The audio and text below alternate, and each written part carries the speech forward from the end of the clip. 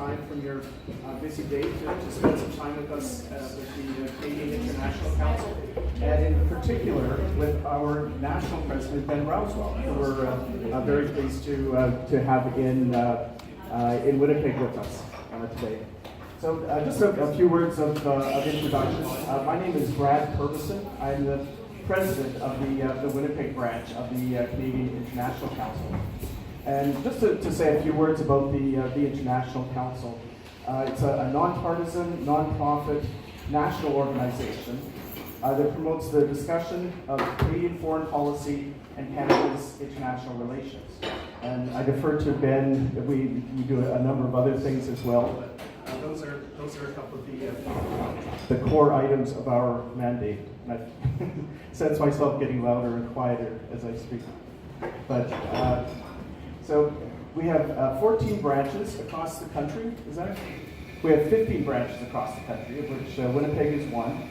Our branch holds monthly events during our programming season, which runs from September to June. So we have a couple more events coming up later in this season, and we'll tell you a bit about those events later. Just to give you a sense of some of the events that we have done already this year, and I know that a number of you are first-time attendees at our event, so I'll just give you a bit of a sense of some of the work we've done already this year. We did an event with local ag reporter Laura Rance back in September, talking about trade in the age of Trump. We had two speakers from the United States in town in October who talked about the U.S. elections. We did an excellent panel event at the Canadian Museum for Human Rights in November. Sorry about that. To talk about the Rohingya in at the Canadian Museum for Human Rights. In January, we supported student conferences at the University of Manitoba. And last month we had University of Manitoba political science professor Jim Ferguson speak to the group about the situation in North Korea and how that affects us here in Canada. So without more ado, I'd like to just welcome everyone here tonight. And it's also my pleasure to introduce, in addition to Ben, a special guest that we have with us tonight. Nick Hurst has joined us this evening. Nick is a past president of this branch. He was the president immediately before me. He serves as a national CIC director, and many of you will also remember him as the previous editor of the Winnipeg Free Press. So with that, I will turn the mic over to Nick, who will introduce our guest speaker. I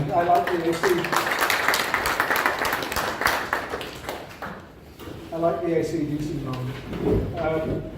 It's so nice to be back here. I lived here for years and left finally about 2.5 years ago. But Winnipeg has a very soft spot in my heart, and so does the CIC. The CIC, to me, is a hugely important organization because it is the one organization that gives everyday Canadians an opportunity to put their views together, to have discussions, and to debate and possibly influence the government as to what Canada's position in the world should be. And Ben Rouswell is the former ambassador to Venezuela. He gave that up less than 2 years ago. He's been at virtually every hotspot diplomatically that it's possible to be where Canada was. He started off with the United Nations in Mogadishu, in Somalia, which was an amazingly hot spot. I hope some of you have seen the film Black Hawk Down. He was Canada's first diplomatic envoy to Baghdad after the fall of Saddam Hussein, and he was the head of the NATO Provincial Reconstruction Team in Kandahar in Afghanistan. So if there's a hot space, Ben's been there. He is an expert in what he likes to call digital diplomacy, and I will allow him to tell you what that's about. He's an entrepreneur, as well as being the president of CIC. He's been with us since November, and so far, so good. And with that, I will hand it over to Ben. There's another thing I'd like to say, and that's that organizations like this are run like the world is run. It's run by people who show up. And I'm delighted to see the number of people that have turned out this evening, and we'd like you all to be members. And we will tell you what the advantages of that are if you fill in the sign-up sheet that is here with some way of getting in touch with you, phone, text, email, I don't care. But we desperately need more people to join us and to understand the importance of the debate we're having. So right there is a piece of paper. Please sign up before you go, and we can expand this branch. This branch has been going one way or another since 1928. It was one of the founding branches of the CIC nationally. This is an august institution. It is worth being a member of. It is a way to put your influence to government. Please let us know who you are and join it. And with that, Ben.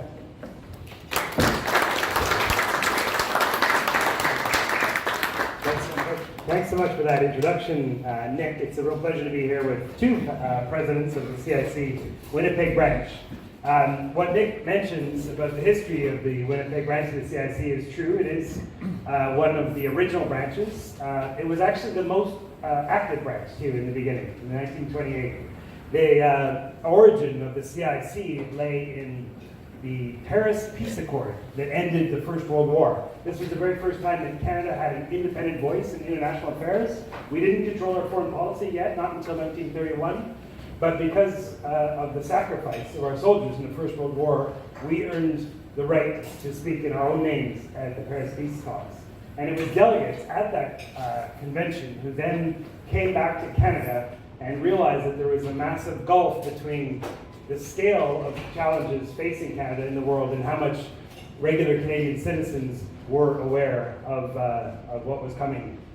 So they created branches of the CIC across the country, originally in 5 cities, and as I mentioned, Winnipeg was where some of those original Canadian delegates to the Paris Peace Talks came back and created a branch. So it's a real honor for me to be here, in some sense, where the CIC had its very beginning. Now, everything that Nick says about this being an august institution, the national treasure, is true. One thing that we didn't have in 1928 that we do have now is the internet, and so we are live streaming this event, which is what this camera is over here. I do need to ask your permission. I don't think anyone is going to be on that except for me, but in the question and answer afterwards, there is some chance that your question might get heard by the internet audience. This is an effort on our part to make sure that we're speaking not only to audiences here in Winnipeg, but potentially to audiences right across the nation, as we try to experiment with digital technology in order to amplify the kind of interactions that we're having between citizens and international experts, which is the bread and butter of the CIC. So I just need to ask if everyone's okay with us not having the standard, which would be the Chatham House rule. If anyone doesn't want to be recorded in the Q&A afterwards, perhaps just ask me a question afterwards. We're trying to introduce a new and much more transparent and open engagement with citizens about what's happening in the world, partially because I believe that the role that individual citizens play, the opinion of individual citizens, is having a much greater impact on the decisions that our governments make about foreign policy than ever before. You are actors in foreign policy now, and therefore you need to be part of the conversation, and that's what we are here to try and facilitate. Now, in those early years of the CIC, one of the themes of many of those discussions, particularly in those interwar years after the Paris peace talks that created the Versailles Treaty, and 20 years later when the Versailles Treaty collapsed and the Second World War came on us, was concerns of a rival form of political organization, or two rival forms of political organization that challenged Canada's international relations and potentially our domestic institutions, with the rise of totalitarianism in the 1920s and the 1930s, the twin versions, of course, being fascism and communism. And there were discussions like this held across Canada in the 1930s to try and grasp really what the nature of these other political systems were and what they might mean for us. So to honor that tradition, I would like to speak to you tonight about another form of political organization that is starting to make headway in the world. I won't make comparisons with fascism and communism because there's a lot of historical debates to get in on that front, but I do want to make the case that the form of political organization that I saw in Venezuela is a rival to democracy in that it is fundamentally anti-democratic. Now, I use the term populism to describe it. Populism is a contestable term. It could mean many things. And I'm not approaching this subject as a scholar from the perspective of political science and distinguishing different varieties of how citizens engage in political power. I am a practitioner of international relations, and I have observed a form of politics. I think populism is the best term for it. What I'm going to try and do is explain from the experiences of what I saw in Venezuela some standard techniques that populist politicians use to acquire power and to stay in power, and then try and demonstrate how it leads necessarily to citizens having less power over their lives and therefore being anti-democratic. I'll start with Venezuela, and then I will draw some parallels to other trends that we're seeing in countries much closer to home. But to start with Venezuela, it might seem like a country that's pretty far away and is quite different. Certainly, it is a very different place right now. It's in a pretty dark place, and we're blessed in Canada to not be living through what Venezuelans are living through. But historically, it's actually not a country that's that dissimilar to Canada. Founded around the same time, around the same size population, around the same size of mix of First Nations, Aboriginal, or the indigenous people of Venezuela, about the same proportion of the population as us, and then successive waves of immigration. If anything, there was more immigration from Europe to Venezuela than from the diversity of countries that now make up Canada, but still in sort of social terms, it's quite similar. Economically, it's a country that has very large reserves of oil, and just like Canada, it's actually a very similar kind of oil, a very deep crude, very heavy crude, and that has been the source of a lot of its wealth over the years. And in political terms, it is a country that has a very long and proud tradition of democracy, and a very proud tradition of human rights. Something most Canadians might not know is that Venezuela threw off the yoke of military dictatorship a whole generation before most countries in Latin America. Most Latin American countries labored under military dictatorships well into the 1980s.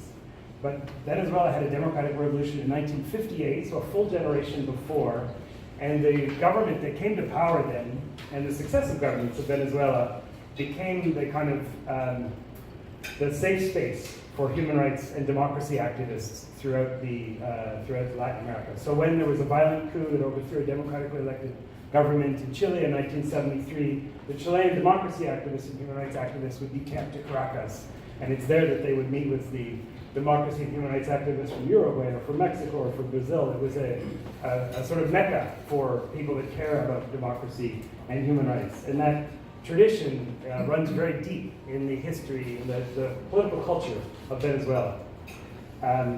It's a country that takes elections extremely seriously.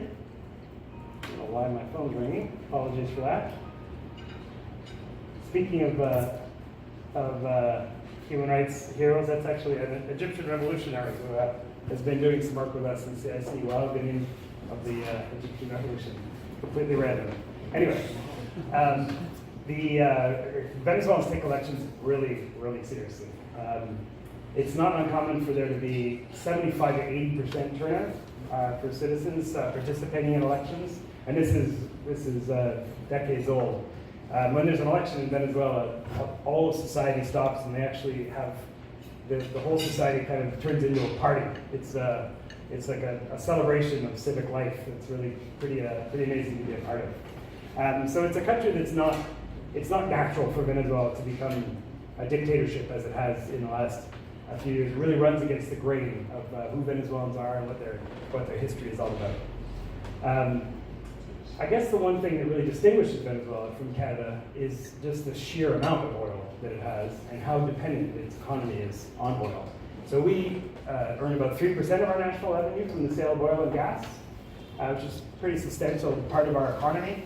Before Chavez, the Venezuelans depended on oil and gas for 75% of their national income. And that just means that they're incredibly vulnerable to the swings of the price of oil in the world economy.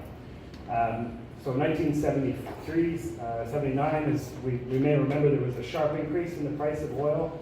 Venezuela became a fabulously rich country in that period of time.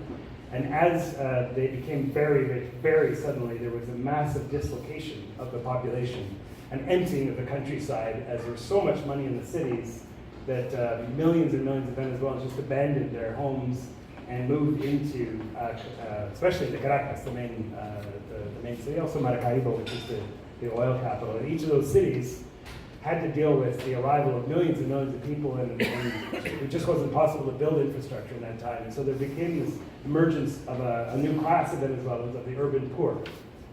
So generally the rich people live in the valleys in the bottom, and then all these mountains, because Venezuela is at the end of the Andean mountain chain, so these lovely mountains everywhere.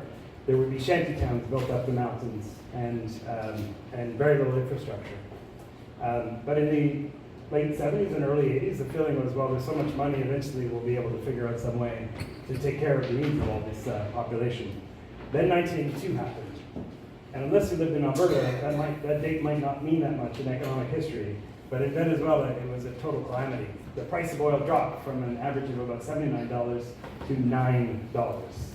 And all of a sudden, a country that was deeply in debt because everyone wanted to loan to Venezuela, this fabulously new wealthy country, all of a sudden had its economy completely crash.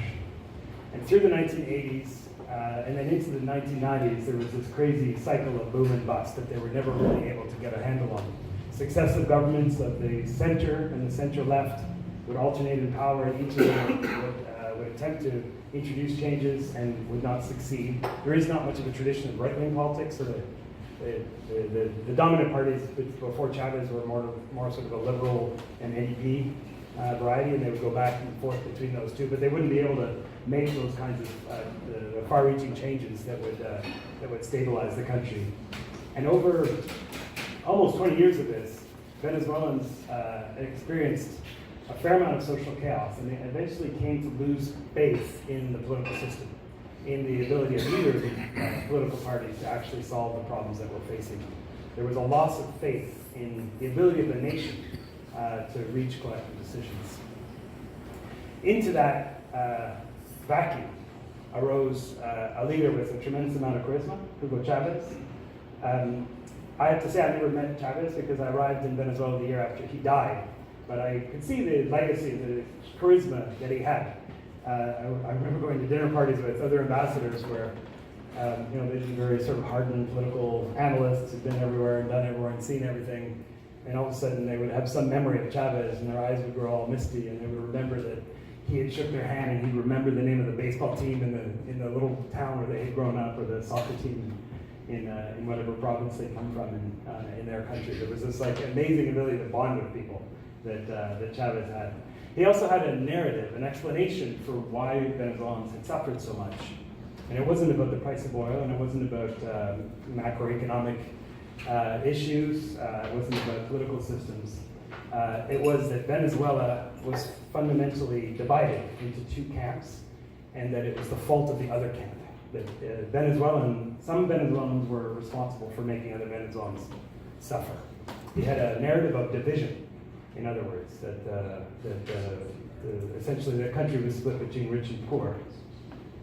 He also was able to leverage a long-standing trend in Latin American politics, which is anti-Americanism, and there's many reasons that Latin Americans are anti-American. There's a long history of US intervention in the region, but he took it a step further to say not only is the US as a foreign government somehow hostile to us or threatening to us, but that they actually control things inside our country, that sovereignty is a myth. The idea that you, citizens of Venezuela, actually are able to make any kind of impact on politics through elections is false, because it's actually the Americans that are controlling everything. And that's a pernicious kind of idea to spread, that citizens don't have control over what's happening in their countries. He was a masterful communicator as well. It's not, the charisma wasn't just in person, but he also had an ability to keep television audiences completely wrapped around his finger for hours on end. He would have a monthly television show, it was called A lo Presidente, where he would be like the host of imagine him as like David Letterman or whatever. He would have, a desk, and he'd be there, and he'd bring on guests, and he would entertain the whole nation in that way. And it would go on for hours and hours and hours. And not just, it wasn't just entertainment, it was actually how he would govern. So eventually, he spent so much time on TV and so little time in doing the sort of formal business of government that cabinet ministers would then come to his show, because if they wanted to brief him, they had to be there on the set with him. So his guest, he would invite out the next guy who would be his guest, would be the Minister of Education. The Minister of Education would give him a briefing on what was happening in schools and some problem, and Chavez would fire him on the spot and then pick someone else out and say, okay, you're the Minister of Education now. Like, it was amazing TV. Who wouldn't want to watch that, right? Imagine if Justin Trudeau ran Canada. That would be even more riveting than the SNC Lavalin scandal. There was a sort of a tendency to govern through communications, as opposed to making policy and then communicating it afterwards, which is the way a government like Canada might normally do things. He was very lucky to have this crazy boom, the bust and boom cycle work in his favor. So shortly after he took office, the price of oil went right back up, and it stayed up through almost the entire period that Chavez was in power. It averaged about $100 per barrel for much of the time that he was there. And if you look at historical averages of the price of oil, and the difference between the price of oil while Chavez was in power versus the historical average, economists have calculated that the windfall in oil revenue in the Chavez years was about $350 billion. So $350 billion that was not expected to come into the economy came into the economy while Chavez was in power. He was able to do some good with that. There were some innovative social programs, there was some distribution of wealth, there was some progress in some of the standard social or economic indicators, child mortality, maternal mortality, levels of education, that sort of thing, in the early years of Chavez. Now, I got there in 2014. I was appointed ambassador in March of 2014, and saw the tail end of this. Chavez had died. He died of cancer in 2013, and he was replaced by his vice president, Nicolas Maduro. So I was there basically 1 year after Maduro had been in power.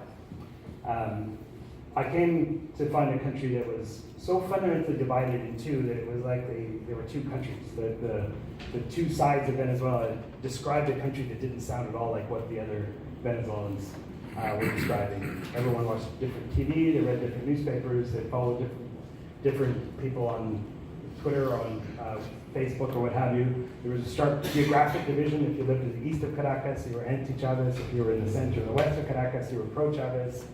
And it was everything was politicized too. It was impossible to have a conversation on almost anything without reference to Chavez. It was a country that was really fundamentally divided. Economically, there was some pretty severe poverty. The money had more or less been spent, and the positive social indicators had started to turn negative again, and there was some pretty desperate urban poverty, but nothing like what we've seen since. It was, I would say, more along the average for a lot of Latin American countries. But then the pendulum swung again. In December of 2014, the price of oil then dropped again. Now this time it was from an average of about $100 a barrel to $45 a barrel, so it's not nearly as dramatic as 1982, but essentially that was like a nuclear bomb going off in the Venezuelan economy. In the time that Chavez had been in power, the dependence on oil had gone from 75% to 96%. Essentially, Venezuela only sold one thing, which was oil. And so if oil then drops value, you can imagine how devastating that was. Now, many oil economies are still feeling the effect. I mean, just go to Alberta and see how tough a time they've had it over the last 4 or 5 years because of the declining global price of oil. But this is in a place where we have a much more diversified economy than Venezuela. That said, no other oil country in the world has had half of its economy disappear, which is what's happened in Venezuela in that time. No other country has had the average weight of the population. The average person in Venezuela has lost about 20 kilograms of weight in those last 5 years. The maternal mortality rate and the infant mortality rate have tripled, and that has not happened in any country of the world. Where Venezuela more or less competed with the United States and Canada in terms of its GDP and its wealth in the 1970s, it now competes with Haiti. It is the biggest economic collapse of any country in the history of this hemisphere. It's the worst economic crisis in Venezuelan history, and it's one of the worst in all of Latin America. It's really difficult for Canadians to get a sense of just how fast this country has collapsed. The only comparison I could think in Canadian memory would be the Great Depression, where our GDP shrunk significantly over the course of 10 years. The comparison that I heard is that the crisis Venezuela's gone through over the last 5 years is 3 times as severe as the Great Depression was here. And just think, like 80 years later, we still have this kind of collective memory of how traumatic it was to go through the Great Depression. I don't even know what name they're going to come up with for the Venezuelan economic crisis. If it puts the Great Depression to shame. My argument is that the reason that it has suffered so greatly cannot be explained by economics alone. Because there are economic policies that can be taken and that are taken by countries that experience a sharp decline in the price of oil. Rather, I argue that it's the fracturing of the political system in Venezuela, the inability of the nation to actually make decisions, even really quite logical, sensible economic policy options that were available to the Maduro government were not taken, and they were not taken because of politics. And that's because of 4 ingredients that were central to the populist project, the political system that Chavez and Maduro have run the country by over the last now 20 years. So I mentioned one of them already, which is that populists always divide the population. There is no populist on earth that claims that the nation is fundamentally united, and if we can all just get together and find some way to work together, that we'll all succeed. That is not populism. Populism says we are divided. We're fundamentally divided between the elite and the people. Frankly, the labels can change from one country to the next, but the starting point of populist political thought is that there's a fundamental division in the society between some group of citizens that are inherently good and some inherently citizens that are up for themselves and that are inherently bad. That is how Chavez and Maduro imagined their country to be. Even as the economic crisis got worse and worse, the instinct was always to blame the other side and to seek the total defeat of the other side politically. The constant response to the economic crisis was always a political one. There must be some way that we can further remove power from those people in our society. And once we do so, once they're totally defeated and totally marginalized, then we can start looking at the economics of the country. Politics trumps economics, and that's because of the fundamental division of the country. The second is that populists govern by spectacle more than by policy. Chavez had this incredible bond with citizens of his country through this television program, and that's fine, I suppose, at a certain level. I mean, that's what all politicians kind of aspire to. But the selection of the topics that he would talk about were always very divisive ones. There's in any country, there's memories of certain issues that we know we're going to disagree about, or we're going to have arguments about, or debates about. Imagine, I don't know, abortion in Canada. Like, you can't possibly have a conversation with a group of people like this about abortion and have everyone be on the same side. Like, we just know that that's a divisive issue. Chavez would continually hit whatever the divisive issues are over and over and over again. There were mass riots against austerity in the 1980s that left somewhere between 300 and 2,000 people murdered. It was a week of total lawlessness that created this kind of scar in the collective memory of Venezuelans. It was called the Caracazo, and it was it created this tremendous amount of fear in Venezuelan society. Well, he would mention the Caracazo over and over again.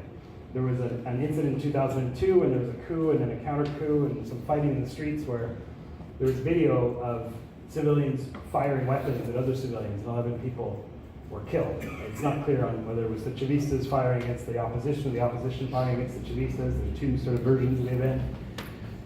The important thing is that Chavez brought that up over and over and over again. He played that tape over and over and over again. And the reason that he did that was that he wanted to create an emotional reaction.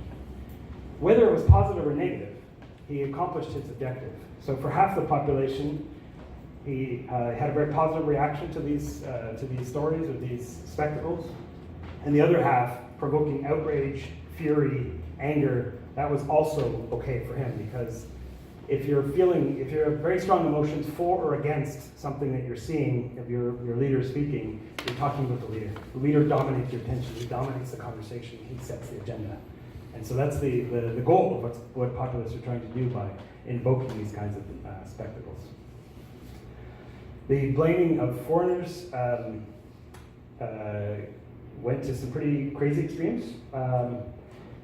There was not a month that went by in the time that I was there that Maduro didn't come up with a brand new assassination plot that was unearthed. I think he got to 58 by the time that I had left. 58 separate assassination plots that had been unearthed and people thrown in jail and the evildoers exposed.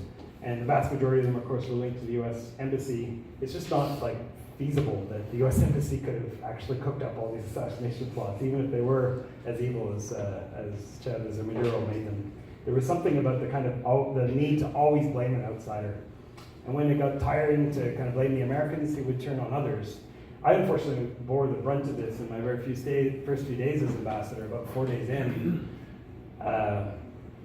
one of the employees, when I showed up at work in the morning, said, you better come in and check this out. There's been a television program, like the equivalent of CBC The National, the previous day, had run a 7-minute segment about how the Canadian ambassador was smuggling in CIA agents to assassinate the president of Venezuela. I was like, oh my God. I thought my career was over. I mean, obviously it's a complete and absolute fiction, but if you've got a television program broadcast to millions and millions of people in the country, how are you ever going to be a credible diplomatic representative after that? And I was freaking out. But I talked to some of the other diplomats, and they were all really calm about it. They're like, don't worry, that happens.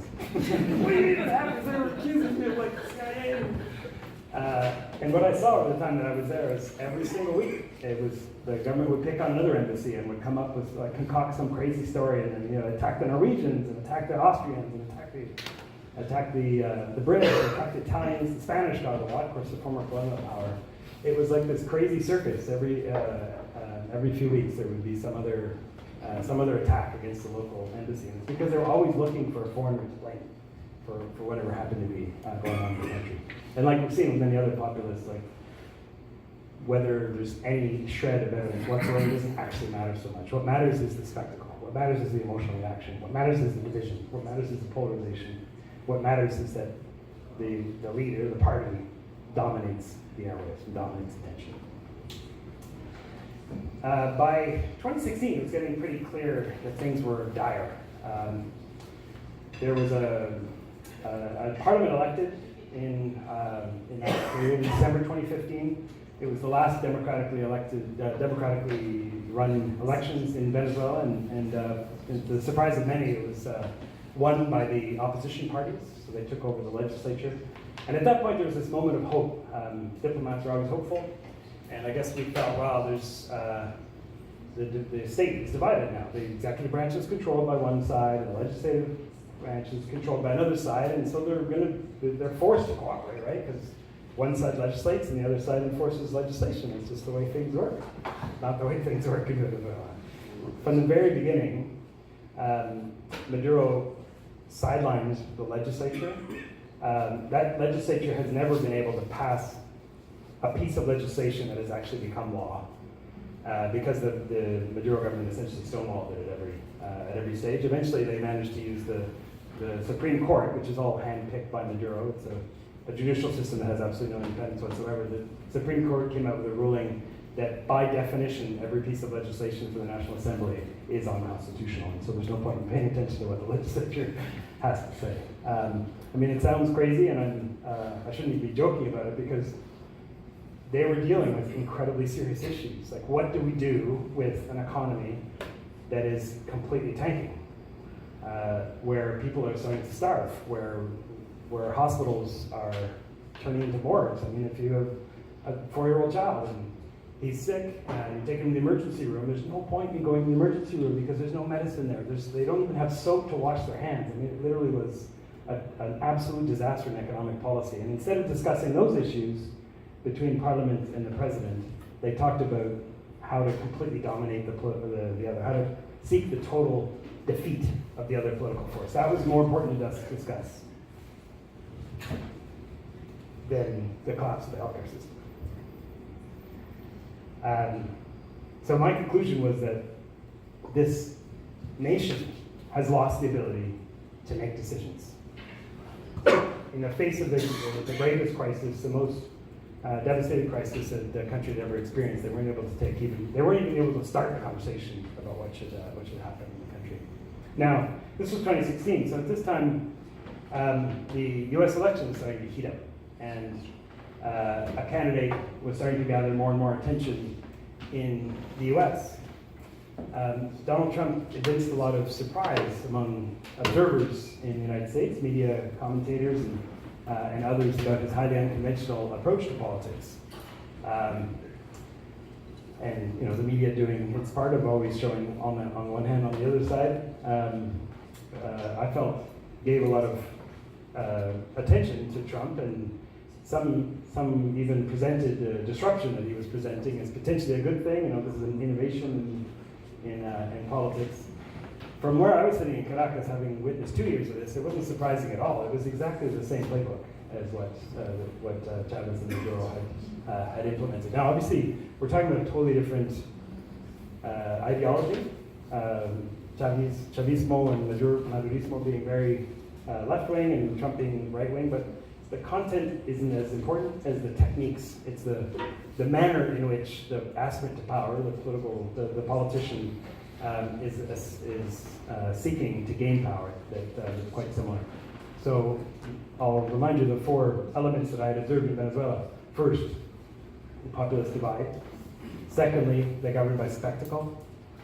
Third, they blame foreigners. And fourth, they undermine institutions. So what did Trump do? First of all, he came into a country that was, as a political candidate, he entered into a political system that was fundamentally divided already. There have been 20 years of really serious polarization in American politics between, whether you call it blue states and red states, or Republicans and Democrats, or what have you. But whereas previous presidents had tried to bridge those divides, or had tried to create policies that would hopefully appeal to the whole population, or be in the benefit of the whole population, Trump gave up on that and said, no, these divisions are real and permanent, and it's actually the fault of the other guys that you're suffering in the way that you're suffering. And so the way to prevail is to defeat the other side. Secondly, governing by